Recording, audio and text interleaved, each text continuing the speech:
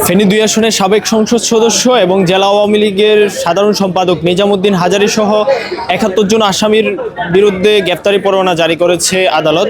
দর্শক, আমরা এই মুহূর্তে অবস্থান করছি ফেনী আদালত প্রাঙ্গণ থেকে। আপনাদের দেখানোর চেষ্টা করব বা জানানোর চেষ্টা করব মূলত গেল বছরের ৪ আগস্ট ফেনীর মহিপালে যে ছাত্র জনতার আন্দোলনে সেখানে যে অতর্কিত হামলায় গুলিবর্ষণে নিহত হয়েছিলেন টমটম চালক মোহাম্মদ সবুজ, সেই হত্যা মামলায় মূলত গতকাল ফেনী আদালতের সদর আমলি আদালতের বিচারক সিনিয়র জুডিশিয়াল ম্যাজিস্ট্রেট মোহাম্মদ হাসানের আদালতে ৭১ জন আসামির বিরুদ্ধে গ্রেপ্তারি পরোয়ানা জারি করা হয়।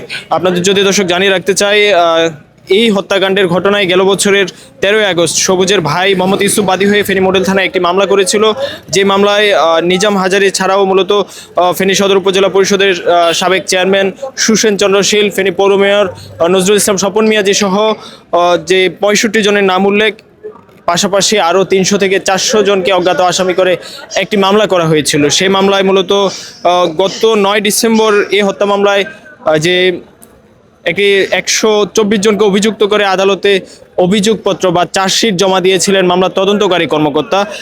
সর্বশেষ গত ১২ ডিসেম্বরে আদালত সেই চার্জশিট পর্যালোচনা করেছিল। তার পরবর্তী আমরা যে মামলার তদন্তকারী কর্মকর্তার সঙ্গে কথা বলে যেমনটি জেনেছি, মূলত এই মামলায় যে সর্বমোট ৭ জনকে রিমান্ডে এনে জিজ্ঞাসাবাদ করা হয়েছিল। তবে রিমান্ডে নিয়ে আসলেও তাদের কাছ থেকে কোনো ধরনের জবানবন্দি নিতে পারেননি তদন্তকারী কর্মকর্তারা, বা তারাও এই যে হত্যাকাণ্ডের সঙ্গে দায় স্বীকার করে কোনো ধরনের তথ্য দেননি বলে আমাদের নিশ্চিত করেছেন। আমরা কথা বলেছিলাম ফেনী আদালতের পুলিশ পরিদর্শক মোহাম্মদ সাইফুল ইসলামের সঙ্গে। তিনি আমাদের যেমনটি জানিয়েছেন, মূলত এই অভিযোগপত্রে যে ১২৪ জনকে আসামি করা হলেও মূলত বিভিন্ন সময় এই মামলায় সর্বমোট ৫৪ জনকে গ্রেপ্তার করা হয়েছিল। গ্রেপ্তার ৫৪ জনের মধ্যে ৫৩ জনকে অভিযোগপত্রে আসামি করা হয়েছে। সর্বশেষ যে অপর যে ৭১ জন আসামি রয়েছে, অর্থাৎ যারা পলাতক রয়েছে, তাদের বিরুদ্ধে মূলত এই গ্রেপ্তারি পরোয়ানা জারি করা হয়েছে।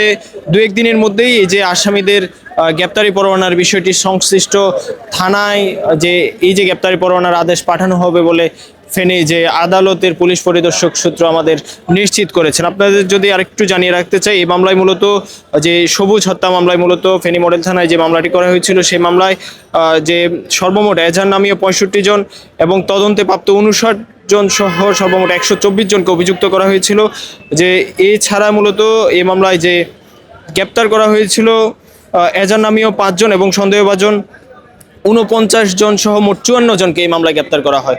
সব মিলিয়ে যদি আপনাদের জানাতে চাই যে গেল বছরের যেই মহিপালে ছাত্র জনতার আন্দোলন, অর্থাৎ বৈষম্য বিরোধী আন্দোলনে ছাত্র জনতার যে অবস্থান কর্মসূচি ছিল, সেদিনের অবস্থান কর্মসূচিতে নির্বিচারে গুলিতে মূলত প্রাণ হারান মোহাম্মদ সবুজ।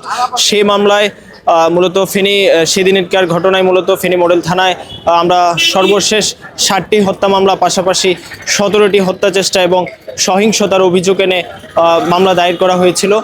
এর প্রেক্ষিতে একাধিক মামলায় অভিযোগপত্র বা চার্জশিট জমা দিয়েছে তদন্তকারী কর্মকর্তারা। সর্বশেষ একটি মামলায় গতকাল যে ফেনী আদালতে নিজাম হাজারী সহ ৭১ জন আসামির বিরুদ্ধে গ্রেপ্তারি পরোয়ানা জারি করা হয়। এই ছিল ফেনী আদালত প্রাঙ্গণ থেকে বৈষম্য বিরোধী আন্দোলনের মামলার সর্বশেষ তথ্য।